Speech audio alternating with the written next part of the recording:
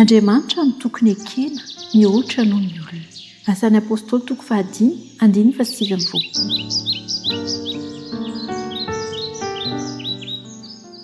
Raha ny momba ny Daniela sy ireo namany dia zao ny azo ambara. Tsy nisy misy nanameloana azy eo anatrehan'Andriamanitra. Izao anefa tsy maintsy voazony izany ary mila ezaka mafy tsy maintsy atao satria raha zavatra misy dia izao. Niatra tamin'izy telo mirahalahy ny fitsapana lehibe satria nasain'ny mpanjaka ny ankoka teo alohan'ny sarolana tsangany izy ireo.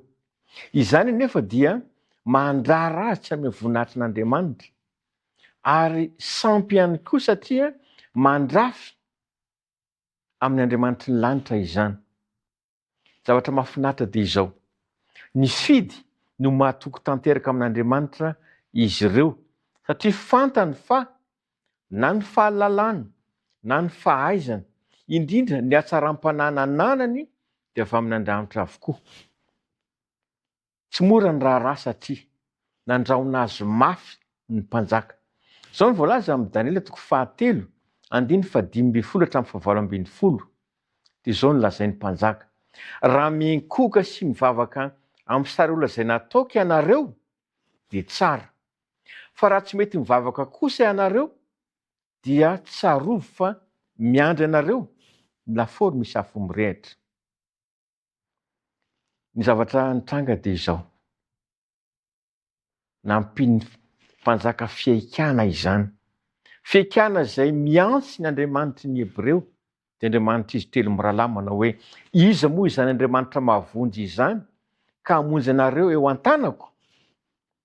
Feno fahasahiana sy fahatokiana izy telo mirahalahy.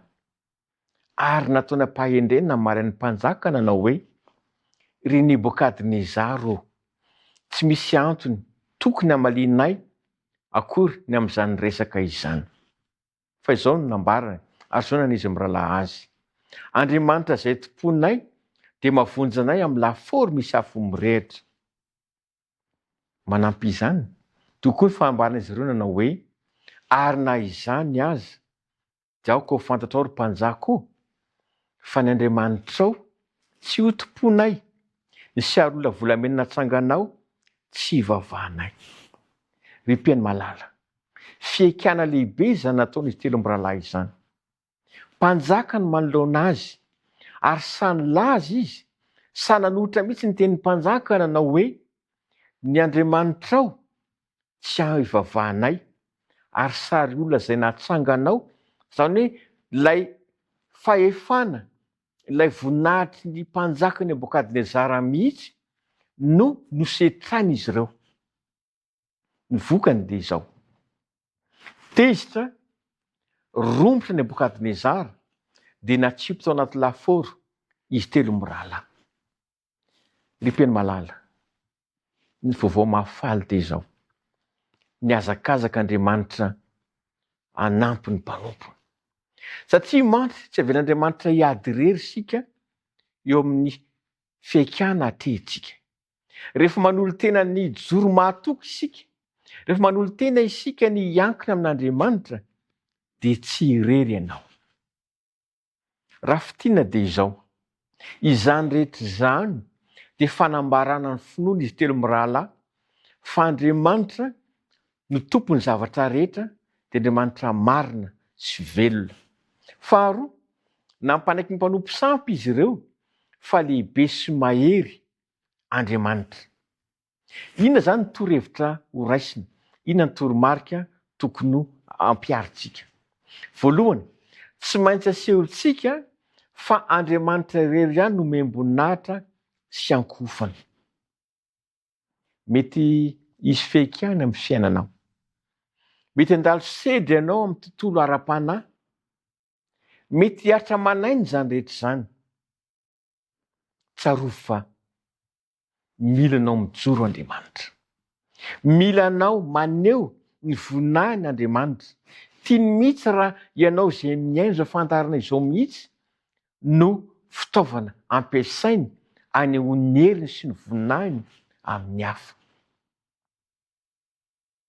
Noho izany ny afatra dia izao. Tsy misy na inona mety ampilefitra atsika ka hivavaka amin'ny sampy. Ripeny malala. Mety tsy hisy lafaoro hidiranao. Fa mety hisy zava-tsarotra, olana fiaikananao amin'ny tontolo manodidina anao na ny ataon'ny hafa. Androany dia miantso anao Andriamanitra. Hijoro mahatoky eo am-pelantanana. Aza vela hilefitra eo ambanin'ny ratsy ny fiainanao. Fa mijoro satria raha namonjy azy toery mirahalahy tamin'ny lafaoro misy afo mirehitra Andriamanitra, dia azo antoka ihany koa fa hamonjy anao amin'ity zavatra sarotra atrehinao. Tianao ve ny hanomezan'Andriamanitra hery ho anao sitranana izany? Manasanao ary hitondram-bavaka ny fiainanao. Hivavaka isika. Ray malalo, nisaotra satria sarobidy ny afatra nomenao anay androany. Dia mikasika an'izy telo mirahalahy izay nijoro mahatoky amin'ny fanarananao. Marina fa sarotra ny hanohitra ny valiten'ny mpanjaka, sarotra ny hanohitra ny fanapa-kevitra ny mpanjaka. Eny mety haritra manaina ary izany ka nidirin'izy telo mirahalahy tao anaty lafaoro misy afo mirehitra. Faly izay androany. Fa tsy namela azy ireo irery ianao, fa niditra an-tsehatra, naneo fa mahatoky dia omenao valim-pity. Tompo malalo, tahio ny mpanaraka izao fandarina izao, mba hijoro mahatoky amin'ny sedra sy ny fiaikanana alovan'izy ireo. Hijoro mahatoky amin'ny zavatra sarotra iainana sy andalovana. Ary mahatoky Tompo fa tsy andao an'izy ireo ianao, fa omba azy ary indrindra hanafaka azy amin'ny olana samihafa ka hivoaka tahaka ny volamena voasedy izy ireo amin'ny fotoana rehetra. Misaotra Tompo, amin'ny anaran'i Jesosy. Amen.